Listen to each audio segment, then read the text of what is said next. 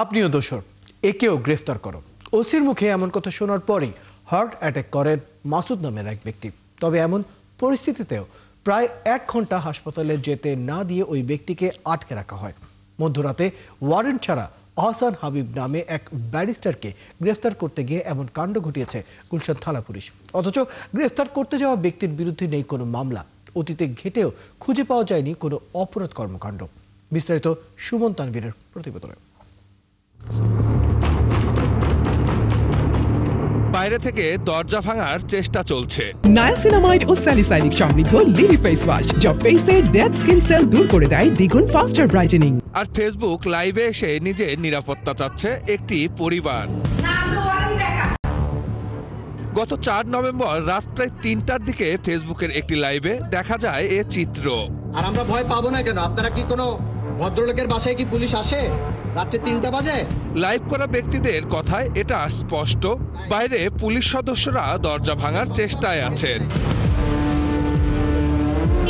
ঘটনার বিস্তারিত জানতে ফেসবুক আইডি ধরে ওই ব্যক্তির সঙ্গে যোগাযোগ করে টিম 71। ঠিকানা অনুযায়ী গুলশানে তার বাসায় গিয়ে দেখাও মেলে। তার নাম আহসান হাবিব, পেশায় একজন ব্যারিস্টার। স্বাভাবিকভাবেই খটকা লাগে, একজন ব্যারিস্টারকে গ্রেফতারে এত আক্রমণাত্মক কেন পুলিশ? কি হয়েছিল সেদিন রাতে? দরজা তো কন্টিনিউ তারা ভাঙার চেষ্টা করছে। তাদের মুভমেন্টটা ওরকমই ছিল যে এখানে বড় কোনো ক্রাইম করছে বা বড় কোনো একজন সন্ত্রাসী সেখানে আছে, তাকে এখনই বাই হুক গ্রুপ তাকে এখনই এখান থেকে বের করে নিয়ে যেতে হবে, তা না হলে দেশের অনেক ক্ষতি হবে। সিসি ফুটেজেও ম্যানেজারের কথার সত্যতা মেলে। রাত 2:15 ভবনটিতে প্রবেশ করে পুলিশ সদস্যরা। ঢুকেই কোনো রকম ওয়ারেন্ট দেখানোর তোয়াক্কা না করেই এক সিকিউরিটি গার্ডকে জোর করে উপরে নিয়ে যাওয়ার চেষ্টা করতে দেখা যায় টি শার্ট পরিহিত এক ব্যক্তিকে। পরিচয় জানা যায় তিনি গুলশান থানার ওসি তদন্তের দায়িত্বে রয়েছেন। এরপরই ওপরে গিয়ে দরজা ভাঙার চেষ্টা করতে থাকে পুলিশ সদস্যরা। ব্যারিস্টার আহসান হাবিব ভেতর থেকে তার অপরাধ জানতে চাইলে কোনো জবাব না দিয়ে বারবার ফোনে কারো সঙ্গে কথা বলতে দেখা যায় টি শার্ট পরিহিত আরেক ব্যক্তিকে। খোঁজ নিয়ে জানা যায় তিনি গুলশান থানার ওসি মোহাম্মদ হাফিজুর রহমান। পুলিশের কাজ মানুষকে হয়রানি করে না। আমার বিরুদ্ধে কি অভিযোগ আছে আপনার কাছে? সবচেয়ে ভয়ঙ্কর ঘটনা ঘটে রাত 2:55। হাবিবের বাসায় পুলিশের অভিযান শুনে তড়িঘড়ি করে ধানমন্ডির বাসা থেকে ছুটে আসেন তার ফুফাতো ভাই মাসুদ। তিনি বারবার পুলিশের কাছে অভিযানের কারণ জানতে চাইলেও কোনো জবাব না দিয়ে ইবনে সিনা ট্রাস্টের পরিচালক হিসেবে কাজ করা ওই ব্যক্তিকে ফ্যাসিস্ট আখ্যা দেয় ওসি। এরপর তাকেও গ্রেফতারের নির্দেশ দেওয়া হয়। এর ঠিক কয়েক মুহূর্ত পরই সেখানে হার্ট অ্যাটাক করে শুয়ে পড়তে দেখা যায় মাসুদকে। তবে তারপরও প্রায় 1 ঘন্টা তাকে সেখানে আটকে রাখা হয় বলে অভিযোগ রয়েছে। আমি জিজ্ঞেস করলাম কি ব্যাপার, আপনারা কেন আসছেন? বলল যে সে হলো আওয়ামী লীগের ফ্যাসিস্ট। আমি বললাম যে দেখেন ফেসবুকে তার পোস্টগুলো দেখেন, আপনি তো আওয়ামী লীগের আরেক ফ্যাসিস্ট, ওনাকে অ্যারেস্ট করা। হঠাৎ করে এরকম আচরণে, ওনার ব্যবহারে, রূঢ় আচরণে এবং বাসা দরজা যেভাবে লাথি দিচ্ছে, মানে থাপ্পড় দিচ্ছে, এগুলো দেখার কারণে আসলে হঠাৎ করে আমার শরীরটা খারাপ হয়ে যায়। তাই বললাম যে আমাকে একটু পানি খাওয়াইতে হবে। দাঁড়াতে পারতেছিলাম না তখন আমি এখানে বসে গেলাম। বসে যাওয়ার পর আমি মনে হচ্ছে যে আমার বুক ফেটে যাচ্ছে। আমি বললাম যে আমি থাকতে পারবো না, মনে আমি অসুস্থ হয়ে যাচ্ছি। বলে যে না, আপনি যেতে পারবেন না, আপনাকে অ্যারেস্ট করা হবে।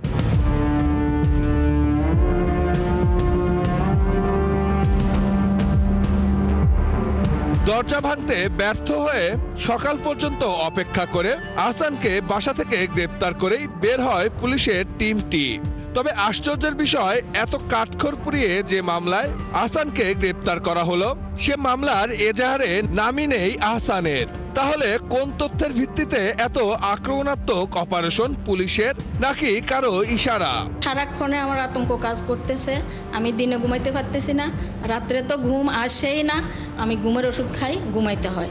এখন প্রত্যেক দিন আমার যে মেন গেট খুলতে হয়, কে আসলো, আবার ওই লোকগুলো আসলো কি না, ওইটাই আমার এখন সারাক্ষণ আতঙ্কতে আছি। আমি পরে নিয়ে যাওয়ার জন্য এখন কি আমি বারবার বলতেছি কেন ওকে নিবেন, কি ইনফরমেশন, কি জন্য, ওনারা কিছুই বলে না। তিনি সকাল 10:30টার দিকে এসে আমার বাসা কি কত নাম্বার ফ্ল্যাট সেটা নিশ্চিত করেন। তখন আমার কাছে মনে হলো যে এখানে তো বিষয়টা গুরুতর, এবং ওই একই দিন 12:18 আমার শ্বশুর আমার মোবাইলে একটা মিস কল দিয়ে কেটে দেন, সেটা খুব সম্ভবত আমার লোকেশন নিশ্চিত করার জন্য। পরে আমি গুলশান থানায় একটা জিডি করি যে আমাকে হুমকি ধামকি দিচ্ছেন, আমাকে বাসায় লোক এনে মিথ্যা মামলা দিয়ে তিনি তুলে নিয়ে যাবেন, সেটার একটা তদন্তের নির্দেশ দেন গুলশান থানার ওসিকে।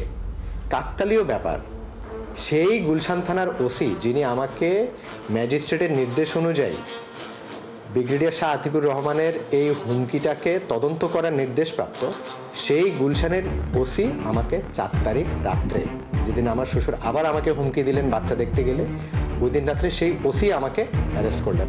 আহসানকে এ মামলায় গ্রেপ্তার দেখানোর পর পাঠানো হয় জেল হাজতে। 4 দিনের মাথায় আদালত জামিন দেয় তাকে। জেল গেটে ভাই ব্যারিস্টার আহসান হাবিবকে নিতে যাওয়া বোনকে জানানো হয় আরেকটি মামলায় গ্রেপ্তার দেখানোর আয়োজন চলছে, যদিও শেষমেশ আটকিয়ে রাখতে পারেনি তারা।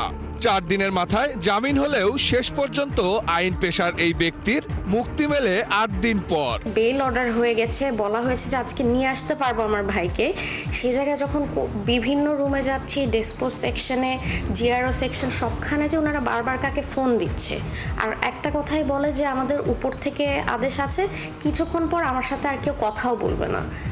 তখন প্রায় 6টা 6:30 এরকম সময় হয়। আমি অর্ডারটা ওনাকে হোয়াটসঅ্যাপেও পাঠিয়ে দিয়েছি যে বেল অর্ডারটা দিয়েছে। সো উনি এক পর্যায়ে ধরে আমাকে, আমি যখন আমার ভাইয়ের নাম জানাই, বলে যে আমি জানাচ্ছি। তারপর উনি আমাকে কল ব্যাক করে জানায় যে আপনার ভাইকে ছাড়া হবে না, ওনার বিরুদ্ধে সম্ভবত আরেকটা মামলা আসবে। এমন গ্রেপ্তার নিয়ে এরই মধ্যে আদালতের নির্দেশে তদন্ত শুরু করেছে পুলিশ। এখন প্রশ্ন হচ্ছে, কে এই প্রভাবশালী? আহসানকে স্বৈরাচার প্রমাণে আদালতে পুলিশের জমা দেওয়া কিছু ছবি থেকে ঘটনার কিছুটা ইঙ্গিত মেলে, কারণ হুবহু ছবি অন্য একটি মামলায় আদালতে জমা দিয়েছে আহসানের শ্বশুর। তিনি একটি বাহিনীর সাবেক কর্মকর্তা। এরই মধ্যে সাবেক ওই কর্মকর্তার যোগসাজশ নিয়েও চলছে তদন্ত। পুরো বিষয় পরিষ্কার হতে এবার গন্তব্য গুলশান থানা। জানতে চাই এমন আক্রমণাত্মক অভিযানের কারণ। মামলা না থাকা একজন ব্যক্তিকে ধরতে এত তড়িঘড়ি বা কিসের? একদম এজ এ প্রসিডিওর, অনেক আগে সেই মামলায় আমাদের ডকুমেন্ট সহকারে আমরা তাকে এই মামলায় আসামি করেছি। আরও 2-3 মাস নাম থাকে, নাম তো সবই অজ্ঞাতনামা। এই যে সন্ত্রাসবিরোধী আইনে যত মামলা হচ্ছে কোন নাম দিত না, 4-5 জন অ্যারেস্ট হচ্ছে, 2-300 অজ্ঞাতনামা হচ্ছে। একটা সম্পাদক এবং সে বিভিন্ন টক শোতে বিভিন্ন সময় সে যে কথা বলেছে, এবং এখন বর্তমান যে সে দেশে যে মিছিল মিটিং হচ্ছে, এসব জায়গায় তার কিছু ভূমিকা ছিল, বিভিন্ন জায়গায় কথা বলছিল। ওসির এমন দাবি ধোপে টেকে না জুলাই বিপ্লবের আগ থেকে। আহসানের ফেসবুক আইডিতে চোখ বুলালে সেখানে জুলাই বিপ্লবের পক্ষে তার সরব থাকার প্রমাণ মেলে। সুমন তানভীর, 71, ঢাকা।